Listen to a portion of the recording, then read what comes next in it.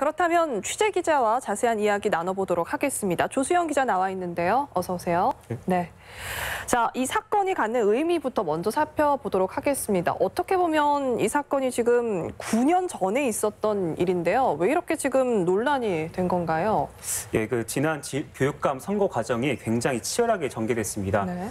투표함을 열어봤더니 1, 2위였던 서거석, 천호성 두 후보 간의 격차가 3%포인트에 불과했거든요. 여론조사에서 서거석 교육감의 낙승이 예상됐지만 의외의 진땀 승부가 펼쳐진 건데요. 선거판을 흔들었던 핵심 쟁점이 바로 서거석 후보의 전북대 총장 시절 폭행 의혹이었습니다.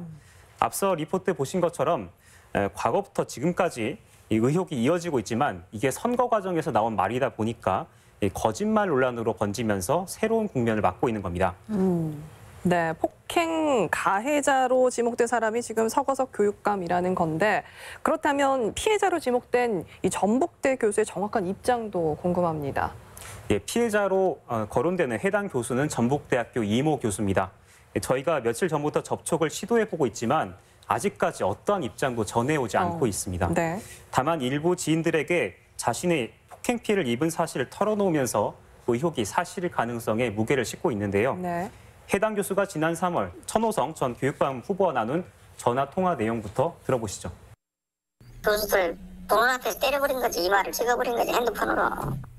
그때 술 먹고 그랬을 거 아니에요? 술 먹었지. 해당 교수는 이 밖에 지난 4월 다른 지인한테도 서거석 당시 총장에게 폭행을 당했다는 피해 증언을 하기도 했습니다. 네. 특히 이 대화에서는 자신의 몸이 누군가에게 붙들린 상태에서 서 총장으로부터 따귀를 맞았다는 말을 하기도 했는데요.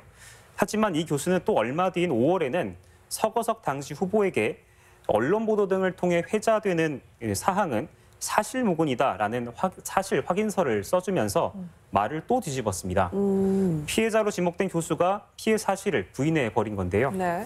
이렇게 입장이 엎치락 뒤치락하면서 도무지 종잡을 수 없던 해당 교수가 최근 경찰 조사에서 또 이제 결정적으로 피해 사실을 인정하면서 이 서거석 교육감이 현재 코너에 몰린 상황이라고 보시면 됩니다. 앞서 정자연 기자의 리포트에서도 나왔지만 지금 이모 교수가 경찰에 뭐라고 진술했는지도 궁금합니다. 예, 저희 전주 MBC 취재를 종합하면 이모 교수의 발언은 다음과 같이 요약되는데요.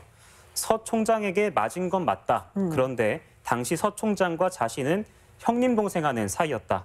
형님과 동생 사이에 몇 대 맞은 상황을 폭행이라고 해야 할지는 잘 모르겠다. 이런 식으로 말을 했다는 거죠. 네, 참 애매한 표현은 맞는 것 같습니다. 형 동생 하는 사이였기 때문에 이걸 폭행으로 봐도 되는지 모르겠다라고 진술을 한 건데 경찰은 지금 어떻게 판단을 하고 있는지도 궁금합니다.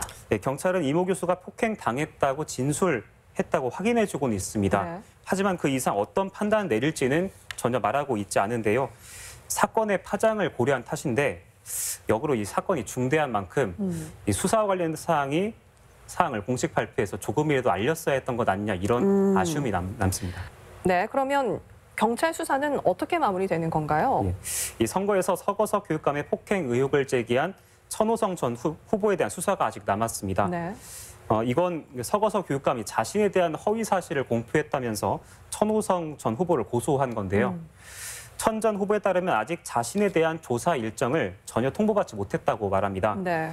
그런데 사실 이와 별개로 경찰 수사는 사실상 부분응선을 넘었다고 봐도 과언이 아닌데요. 네. 이 수사의 핵심은 서 교육감이 폭행을 했느냐 그리고 피해자가 폭행을 당했느냐가 이제 당시 사실관계 확인이 가장 중요한 대목인데요. 네. 이 서거석 교육감과 이모 교수를 경찰이 조사를 했으니까 이 폭행 여부에 대한 판단과 당시 이 상황에 대한 증거 자료를 경찰이 얼마나 수집했느냐가 수사의 향방을 가를 것 같습니다. 네. 그러면 이번 수사의 파장을 좀 어떻게 전망해 볼 수 있을까요? 이 사법기관이 폭행 사실을 극구 부인한 서 교육감의 발언을 허위 사실이라고 인정할 경우 이거는 과거 폭행 사실이 있었다고 사실상 인정하는 셈이 되거든요. 네. 이 향후에 법원이 폭행을 인정하고 허위 사실 공표 혐의까지 인정할 경우 서 교육감의 교육감 유지 가능성도 위협받을 수 있습니다. 네, 오늘 말씀 고맙습니다.